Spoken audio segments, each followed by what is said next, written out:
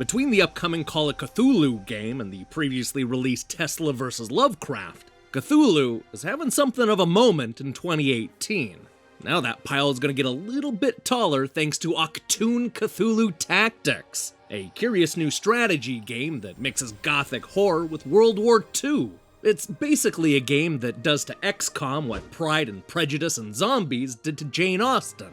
And while it's certainly silly, occasionally dumb, and always absurd, there's something to the fast-paced action and supernatural bad guys that makes this more than a guilty pleasure.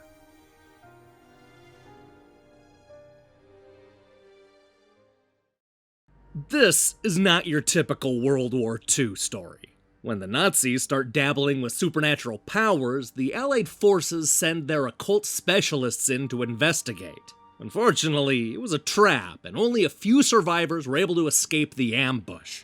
With nothing left to lose, French resistance leader Ariane Dubois and Corporal Aki Singh are deployed to take a small squad of specialists to save the captured soldiers and investigate the supernatural anomalies.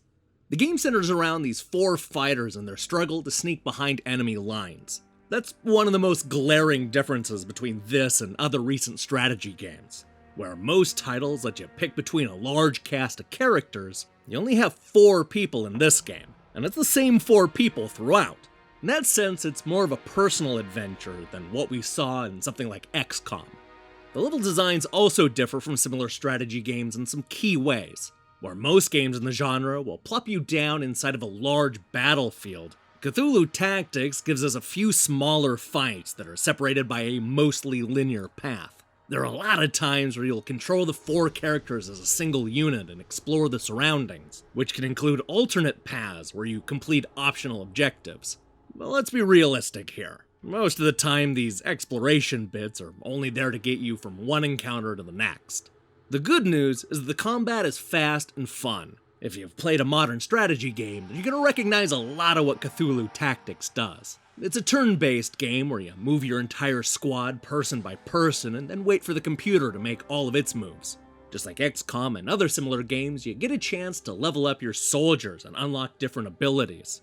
There are both passive and active perks that'll help give you an edge over the supernatural Nazis. Now, there are some adjustments that have been made in order to compensate for the smaller 4-person squad. Beyond giving each character all kinds of different abilities, we also get more turns than the typical strategy game. Our fighters can shoot their guns 3 or 4 times on average, with some being able to get close to a dozen shots before stopping. The smaller squad and tighter spaces help to keep the battles quick and intense, though there are times when you'll definitely get sucked into long and drawn-out battles. It's also worth noting that there aren't permanent deaths. If one of the 4 characters goes down in combat, then you'll have to go on a special side quest in order to rescue them from capture. You'll also be able to revive your fallen friends mid-battle, assuming there's somebody still standing on your team, of course. What's more, your character's shields will completely replenish after each skirmish, though the character's overall health will still remain low. Oh, and did I mention that there are blobby sea creature monsters that fight alongside the Nazis? Yeah, a lot of the fun of this game is seeing how the other side uses their supernatural powers to develop crazier and crazier bad guys. There comes a point where you're essentially fighting comic book villains with superpowers. And that's not even including the actual monsters that show up from time to time. This is really the selling point of Cthulhu Tactics, and while I wish they would have gone a little more over the top with the bad guys, I had a huge grin from ear to ear every time a new villain was introduced. But that brings me to the problem I have with this game. The issue isn't that you see the same characters way too often, but rather that you see everything way too often. This is especially true when it comes to the locations. There aren't many types of areas to fight in, a disappointing byproduct of the limited scope of the mission, I suppose. And there are specific areas that you'll see multiple times in different missions, which sometimes makes the game feel like there's a bit too much padding.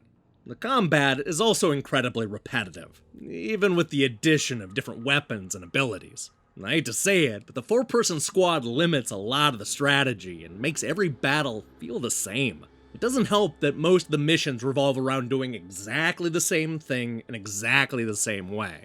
It would have been nice to see more variety in the missions and levels.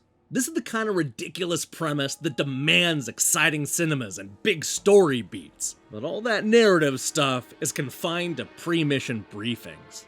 I wish we could have seen what this game looked like with a little more time and a slightly bigger budget. There's a lot of potential in this concept, so it's a little disappointing that it sometimes feels like the developers were forced to hold back. I want to see the full-on, over-the-top, insane version the developers probably had in their heads.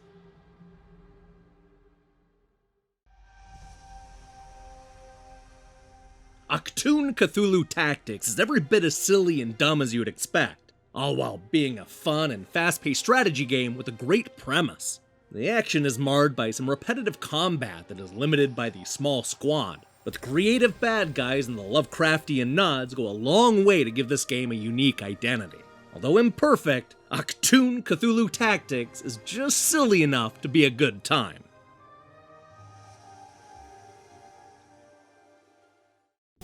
Hey, thanks for watching our review. If you liked what you saw here, then you should know that we post new reviews and features almost every day.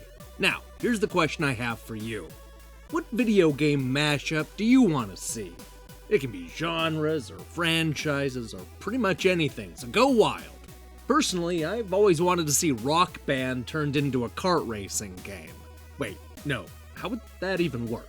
Anyway, leave your mashup ideas in the comments below. In other news, I'm currently hard at work on a review of Finding Light, a brand new role-playing game that evokes the spirit of the early Game Boy games. If that sounds like something you might be interested in, then I strongly recommend you click that subscribe button and support what we're doing here.